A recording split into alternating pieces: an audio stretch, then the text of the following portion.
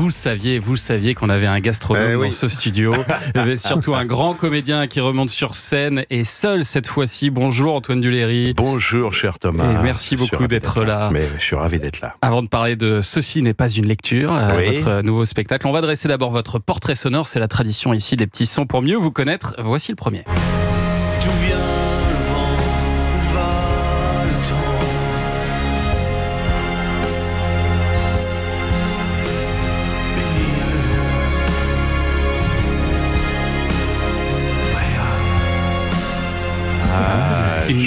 Joli. De François Stahl. François Stahl, mon copain François Stahl, que j'ai écouté cet été à Bréa d'ailleurs. Parce que c'est toute votre enfance, c'est toute mon enfance, oui, Bretagne. J'y suis depuis que je suis né. Mes parents sont mariés là-bas. Enfin voilà, c'est. Vous avez une maison là-bas? Oui, j'ai une maison là-bas depuis 24 ans. Et avant, j'avais la maison de mes grands-parents. J'ai vécu toute mon enfance, enfin l'adolescence et. J'allais les grandes vacances et les vacances de Pâques jusqu'à l'âge pratiquement de 22 ans, parce qu'après mes grands-parents. Donc évidemment c'est toute mon enfance, cette île sans voiture. Voilà, quand j'y vais, j'ai 12 ans. Sans pont, sans rien. Ah bah non, c'est pas comme l'île de Ré, c'est une vraie île. Vous y allez comment d'ailleurs? Vous y allez en ferry? Vous avez votre propre bateau? On va jusqu'à l'Arc-Ouest, après Paimpol, et puis non, je prends le bateau normal. C'est 10 minutes, c'est pas comme Belle-Île. Mais tout de suite, dès que je laisse tout de côté, j'oublie tout. Vacances, j'oublie tout. Et c'est vrai que le fait de pas avoir de voiture, d'un coup, moi quand je repassais 2-3 mois là-bas, quand je rentrais, après je savais même plus ce que c'était qu'une voiture. C'était même presque dangereux de traverser, j'avais totalement oublié. Donc effectivement, une île Bréa, ça me touche beaucoup. Et puis j'ai vu que allusion à ça. Vous êtes issu en plus d'une famille de pêcheurs d'Islande et de commandants de paquebots, ça c'est du côté de votre mère. Donc vous avez le pied marin. Madame Annick, ma maman qui nous écoute d'ailleurs. Ah, on la salue.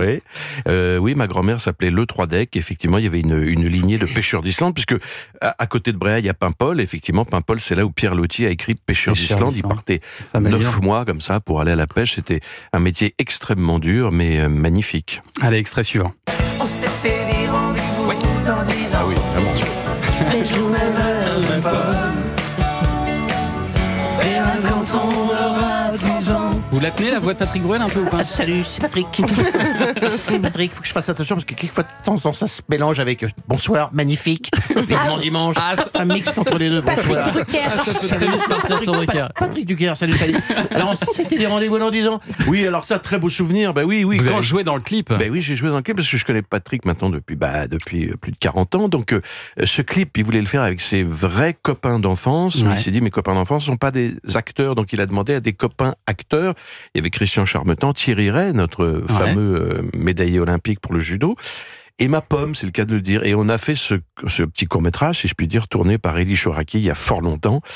Et maintenant, quand je revois le clip, ça m'amuse, que c'est vraiment un très très bon souvenir. Mais je me dis, non, j'ai vieilli quand même. Hein. Ah, il y avait une coupe de cheveux intéressante. Il y avait la coupe de cheveux. Mais c'est vrai qu'on m'a beaucoup parlé de ça. Ce qui est amusant, c'est qu'à l'époque, je jouais des rôles importants avec Huster, je jouais Lorenzaccio, tout ça, le Cid. Mais les gens me parlaient que du film de Patrick Bruel. Mais on va parler de cinéma justement un petit peu avec cet extrait. Tout ça pour ça, tout ça pour qui?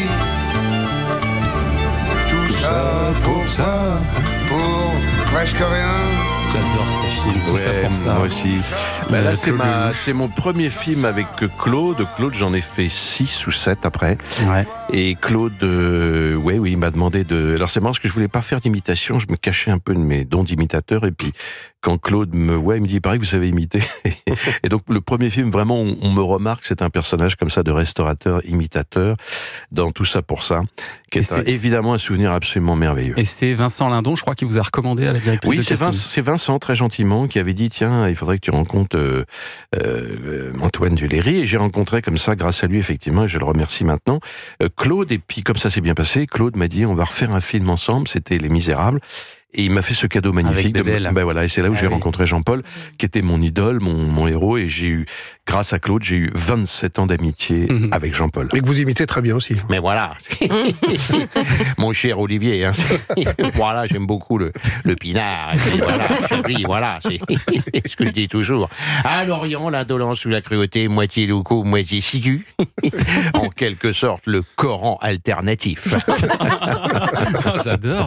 Ah bah, au diable. Quand est-ce que vous faites un spectacle d'imitation? Je l'ai fait pendant 10 ans, mon cher Thomas. Pardon, excusez-moi. C'est pas grave. On va le faire. C'était pour vous tester. C'est à côté. Quand est-ce que vous refaites un spectacle d'imitation? On va la refaire. J'ai fait pendant 10 ans un spectacle d'imitation d'évocation, Oui. effectivement, qui s'appelait Antoine Duléry fait son cinéma, où avec mon co-auteur du prochain spectacle qu'on va évoquer, Ouais. j'ai effectivement raconté mon admiration pour tous ces acteurs que j'ai pour la plupart connus et que j'ai fait revivre sur scène, voilà, à travers un spectacle à la fois drôle, émouvant, et donc beaucoup sont venus me voir d'ailleurs, c'était très touchant.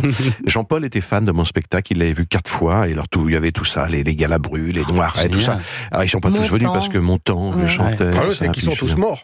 Ah, il y en a beaucoup qui sont morts, mais pas tous quand même. Il y en a, Prévost n'est pas mort. Tais-toi! Vous êtes tous à chier. Ta gueule, tais-toi, Romain. Tais-toi, Vous Romain. faites la tête aussi. Tais-toi, ta gueule. Ta gueule, tais-toi, avec ta série à la con, là, tais-toi. Regarde. Comme ça. Pardon, Non, mais c'est vrai qu'il y a non, mais c'est pas le vous. visage. alors, c'est vrai aussi, que si tu veux, tous ces gens-là, alors il y en a évidemment qui n'ont pas eu le temps de venir comme Johnny, mais tous ceux que j'imitais, qui étaient évidemment encore de ce monde, sont venus et ils ont bien apprécié, parce que c'était une déclaration d'amour finalement. J'ai hâte de découvrir Johnny dans un instant. On se le réserve. Et donc, vous avez écrit un nouveau spectacle avec Pascal Sériès, c'est ça? Exactement. Et on va le même. découvrir ça dans un instant sur Europe 1. À tout de suite.